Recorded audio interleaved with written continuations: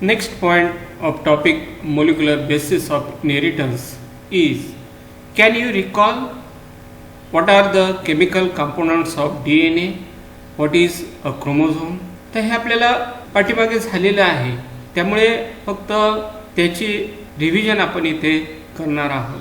मग आपण पहिला पॉइंट पाहूया, what are the chemical components of DNA. Chemical components of DNA. First point, DNA is a deoxyribonucleic acid. It contains the genetic information. A double-stranded DNA consists of two helices which are anti-parallel. Each strand of DNA is made up of nucleotides. Means it is made up of monomer called nucleotides.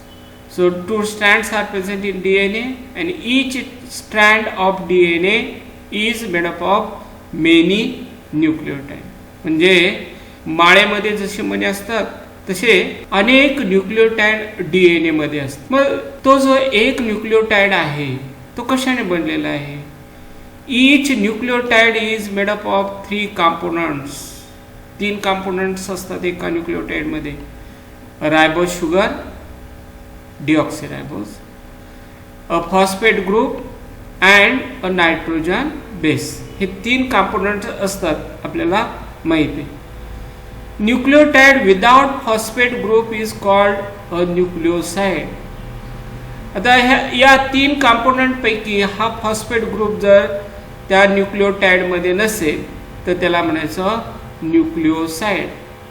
याच्यावर प्रश्न विचारते, nucleoside is composed of, आणि खाली पर्यायामध्ये देतील ribose sugar, phosphate group, nitrogen base. B पर्यायामध्ये देतील ribose sugar, nitrogen base. C पर्यायामध्ये देतील phosphate group, nitrogen base. D पर्यायामध्ये देतील रायबोज शुगर आणि फॉस्फेट ग्रुप. तर करेक्ट आन्सर काय येईल? रायबोज शुगर आणि nitrogen base. In DNA, the sugar present is deoxyribose sugar. The sugar and phosphate group makes the backbone of the DNA molecule. This is important sentence.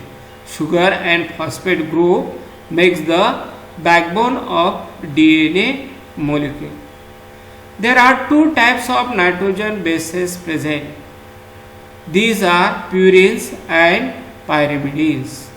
2 प्रकारचे nitrogen bases आहेत, एक म्हणजे purine आणि pyrimidine. याच्याविषयी आपण डिटेल्समध्ये माहिती पाहिलेली आहे. Purines include 2 different bases that can potentially be attached to the sugar group, adenine and guanine. प्युरिनमध्ये 2 नायट्रोजन बेसेस येतात, एक म्हणजे ॲडेनिन आणि दुसरा म्हणजे guanine. Pyrimidine include thymine and cytosine. The hydrogen bond between these bases hold the 2 strands together. There are 2 hydrogen bonds present between adenine and thymine. Adenine is purine, thymine is pyrimidine. त्या दोघांचं pairing होतं आणि त्याच्यामध्ये 2 hydrogen bond असतात. and 3 hydrogen bonds are present between guanine and cytosine. Guanine is purine and cytosine is pyrimidine. मग या दोघांच्या मध्ये पेअरिंग होतं आणि पेअरिंग होत असताना या दोघांच्या मध्ये 3 हायड्रोजन बॉन्ड्स असतात. हे लक्षात ठेवा. ॲडेनिन आणि थायमिन मध्ये 2 हायड्रोजन बॉन्ड असतात, तर गॉनिन आणि सायटोसिन मध्ये 3 हायड्रोजन बॉन्ड असतात. Hence, adenine and thymine are called complementary pairs. Similarly, guanine and cytosine are called complementary pairs. The next point, what is chromosome? आता हे आपण काय करत आहोत? रिव्हिजन करत आहोत. क्रोमोझोम विषयी आपण डिटेल्समध्ये 3ऱ्या टॉपिकमध्ये माहिती घेतलेलीच आहे. इनहेरिटन्स अँड व्हेरिएशन या टॉपिकमध्ये. आता थोडीशी रिव्हिजन करूया परत एकदा. In the nucleus of each cell, the DNA molecule is packed into thread-like structures called chromosome. Each chromosome is made up of DNA tightly coiled many times around proteins called histone protein that support its structure. Histone protein 8 histone protein molecule एकत्र येतात पहा आणि त्याच्याभोवती DNA गुंडाळला जातो. त्याला न्यूक्लिओझोम असं आपण म्हटलेलं आहे. तर अशा अनेक न्यूक्लिओझोम एकत्र येतात आणि त्याच्यापासून क्रोमोझोम तयार होतो. Each chromosome has a constriction point called the centromere, which divides the chromosome into two sections or arms. The shorter arm of chromosome is labeled the P arm. The long arm of the chromosome is labeled the Q arm. The location of the centromere on each chromosome gives the chromosome its characteristic shape and can be used to help describe the location of specific gene. काय म्हटलेलं पहा, the location of centromere. सेंट्रोमियरचे location वरून त्याचे 4 type आपण पाहिलेले, telocentric, metacentric, सब metacentric आणि ॲक्रोसेंट्रिक असे 4 टाइप आपण पाहिलेले आहे. On each chromosome gives the chromosome it's characteristic shape and can be used to help describe location of specific genes. See here, this is the structure of chromosome. Okay, this short arm is known as P arm, this is the centromere, and this is the Q arm. With this centromere, these 4 arms are attached. So here, if we separated the DNA strand, we can see such type of structure. The next point, important point, 4.3, DNA packaging. हा जो DNA pack झालेला आहे न्यूक्लियसमध्ये किंवा प्रोकॅरियोटमध्ये, सायटोप्लाझममध्ये, त्याच्याविषयी आपण माहिती घेऊया. DNA packaging. The length of DNA double helix molecule in a typical mammalian cell is approximately 2.2 meters. म्हणजे 6 फुटापेक्षाही जास्त लेंथ असते DNA मॉलिक्युलची. Approximate size of typical nucleus is 10⁻⁻⁶ metre, म्हणजे अतिशय सूक्ष्म न्यूक्लियस असतो. Then how this long DNA molecule can be then accommodated in a such small nucleus. प्रश्न पडतो, हा 2.2 मीटर लांब असणारा DNA या छोट्या न्यूक्लियसमध्ये कसा अकोमोडेट होत असेल. It therefore must be condensed, म्हणजे तो काय झाला पाहिजे, कंडेन्स्ड झाला पाहिजे. लॉंग आहे तो काय झाला पाहिजे, कंडेन्स्ड झाला पाहिजे. कॉइल्ड गुंडाळला पाहिजे, अँड सुपर कॉइल्ड पुन्हा गुंडाळला पाहिजे. To fit inside such small nucleus, या छोट्याशा न्यूक्लियसमध्ये बसण्यासाठी तो काय झाला पाहिजे, कंडेन्स्ड झाला पाहिजे, कॉइल्ड झाला पाहिजे, सुपर कॉइल्ड झाला पाहिजे, तरच तो त्या छोट्या न्यूक्लियसमध्ये बसेल. The length of DNA helix molecule can be calculated simply by multiplying the total number of base pairs with distance between the consecutive base pair. आता इथे कशाने गुणायचं आहे, total number of base pairs and with the distance between consecutive base pair, म्हणजे लगतचे base pair. Adenine, guanine, cytosine असे base pair आपण बघितले. एका हेलिक्समध्ये 10 बेस पेअर आहेत बी टाईपच्या DNA मध्ये. मग त्या 2 बेस पेअरमधील डिस्टन्स किती आहे पहा, 0.34 × 10⁻⁹ एवढं डिस्टन्स आहे 2 बेस पेअरमधलं. Is multiply by the total number of base pairs. मग DNA मध्ये total number of base pairs किती आहेत पहा, बी टाईपच्या 3.2 × 10⁹ एवढे बेस पेअर्स आहेत त्याच्यामध्ये. आणि यांचा गुणाकार केल्यानंतर तो गुणाकार किती येतो, 1.08. ही झाली length of 1 strand. 1.08 he length काय झाली, एका स्ट्रँडची लेंथ झाली. तर DNA मध्ये 2 स्ट्रँड आहेत, म्हणजे मल्टिप्लाय केलं तर त्याचा गुणाकार किती येतो, 2.16. That is 2.2 metres. म्हणजे एक किती येणार, 1.1 मीटर, आणि दोन्ही स्ट्रँड किती येणार मग 2.2 मीटर्स. एवढा DNA लांब असतो. हा DNA आहे पहा, याच्यामध्ये इथून इथपर्यंत एक कंप्लीट टर्न जो आहे त्याच्यामध्ये 10 नायट्रोजन बेसेस असतात. हे दिसत आहेत ना, हे 10 नायट्रोजन बेसेस असतात.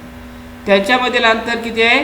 3.4 अँगस्ट्रॉम, म्हणजेच 0.34 इंटू 10⁻⁹. ओके, तर अशा प्रकारे DNA ची लेंथ किती आली? 2.2 मीटर आली. हा DNA आहे. त्यानंतर नेक्स्ट पॉइंट आपण पाहणार आहोत तो म्हणजे packaging in prokaryotes, in short for 5 month. आता शॉर्ट नोट याच्यावरती विचारली जाते.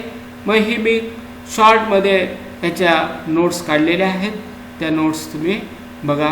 आपण नीटसाठी जे प्रिपरेशन करणार आहेत त्यांच्यासाठी परत डिटेल्समध्ये हा पॉईंट पाहणार आहोत. थेअरीमध्ये लिहिण्यासाठी हे पॉईंट सफिशियंट आहे. पहिला पॉईंट काय पहा, in prokaryotic cell nucleus is absent. Prokaryotic सेलमध्ये न्यूक्लियस अबसेंट असतो. याचा मिनिंगच असा आहे पहा, pro means before and karyon means nucleus. Nucleus पूर्वीची सेल त्याला प्रोकॅरियोटिक सेल असं म्हणायचं. त्याच्यामध्ये न्यूक्लियस अबसेंट आहे. And it contain circular DNA. त्याच्यामध्ये सर्क्युलर DNA असतो. म्हणून सेंटेन्स काय पहा, circular DNA is present in prokaryotic cell. त्याच्यामध्ये असणारा DNA कसा असतो? सर्क्युलर असतो. And it is about 1100 mu long in perimeter. आता तो सर्क्युलर असल्यामुळे तो कितीला त्याची पेरिमीटर आहे? 1100 म्यू और micron. Due to super coiling, coil परत कॉइल परत कॉइल, त्याला म्हणायचं super coiling. Due to super coiling such long DNA is accommodated in small sized cell which is about 2 micron long. DNA कशामध्ये accommodate झालेला आहे? तर सेलमध्ये, प्रोकॅरियोटिक सेलमध्ये, की ज्या सेलची लांबी किती आहे? 2 म्यू और micron. Circular unfolded DNA is about 350 mu long. Circular unfolded DNA जर पाहिला आपण प्रोकॅरियोटिक सेलमधला तर तो 350 म्यू लॉंग आहे. पण हा छोट्या सेलमध्ये तो अकोमोडेट झालेला आहे पहा. म्हणजे किती कॉइल होत असेल ते पहा, त्याला म्हणायचं super coiling. DNA is negatively charge. आता हा DNA मॉलिक्यूल जो आहे तो निगेटिव्हली चार्ज असतो. It fold around the positively charge HU, that is the histone like protein.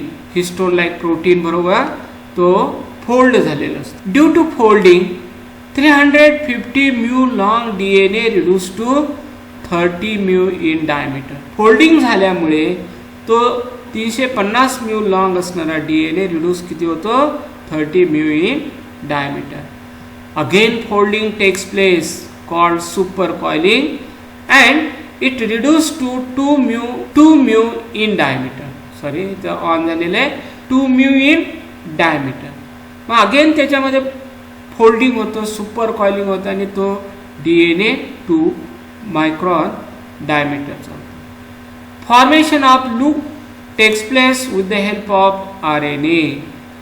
तर हे जो सुपर कॉइल होतो त्याला RNA सुद्धा मदत करत असतो. Enzymes like DNA gyrase and DNA topoisomerase first plays an important role in DNA supercoiling. So these are two important points. Question may be asked on this point.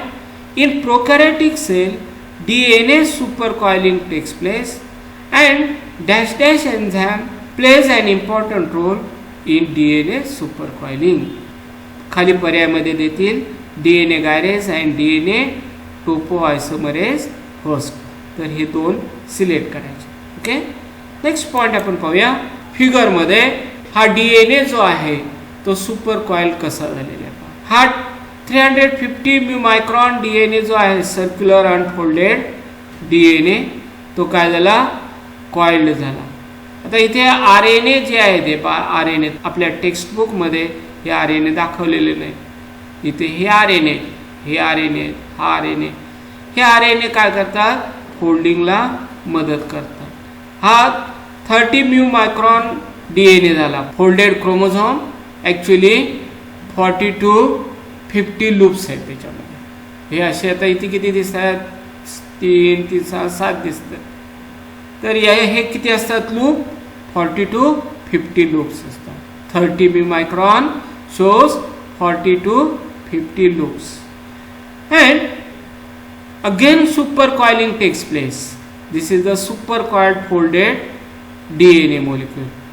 It is 2 mu micron. हा supercoiled झाल्यामुळे किती झाला, 2 mu micron. So each loop is independently supercoiled. इथे each loop काय झालेला आहे, independently supercoiled झालेला आहे. तर काही वेळेला काय होतं, partial RNA digestion takes place, and due to the partial RNA digestion the DNA shows such type of structure. इथे RNA काय झाला, क्ल्यूड झाला डायजेशन झाल्यामुळे. So partially unfolded chromosome. And when partial DNA's digestion takes place, तर इथे आपल्याला काय पाहायला मिळतो, निकड DNA पाहायला मिळतो. निकड म्हणजे single stranded DNA. So this is the partially uncoiled chromosome. तोच पॉईंट आपण डिटेल्समध्ये आणखी पाहूया. जे नीटची तयारी करणार आहेत त्या विद्यार्थ्यांसाठी हा पॉईंट मी डिटेल्समध्ये पुन्हा एकदा घेतलेला आहे. Packaging in prokaryotes, describe packaging of DNA in prokaryotes. 5 मार्क्ससाठी प्रश्न विचारतात, मगाशी मी सांगितलेलं आहे. तेच पॉईंट आहेत, फक्त जरा डिटेल्समध्ये घेतलेले आहेत. पहिला पॉईंट कोणता आहे, in prokaryotes like E. coli, cell size is almost 2 to 3 mu long and do not contain nuclei or other membrane bound organelles. The word prokaryote literally means before the nucleus. The essential genes of E. coli are encoded on a single circular chromosome packed within the cell nuclei. The nucleus is simply the area of the prokaryotic cell in which the chromosomal DNA is located. If bacterial chromosomes are so huge, how can they fit comfortably inside a cell, much less in small corner of the cell? Cell size is almost 2 to 3 mu long. Answer is one way prokaryotes compress their DNA into smaller spaces is through supercoiling. DNA supercoiling. When many twisting happens to a bacterial genome, it is known as supercoiling. Most bacterial genomes are negatively supercoiled during normal growth. Genomes can be negatively supercoiled, meaning that DNA is twisted in the opposite direction of the double helix. Positively supercoiled, meaning that the DNA is twisted in the same direction as the double helix. Double helix आपल्या युकॅरियोटिक DNA मध्ये double helix त्याच्याशी compare केलेले. The negatively charged DNA becomes circular, reducing the size of 350 mu micron in diameter. This is further reduced to 30 mu micron in diameter because of folding or looping. 40 to 50 domains or loops are found. Formation of loop is assisted by RNA connectors. Each domain is further coiled and supercoiled, thereby reducing the size down to 2 mu in diameter. The 1100 mu long, approximately 1.1 mm, if cut the stretched out. DNA is to be fitted or packed into a cell which is hardly 2 to 3 mu long.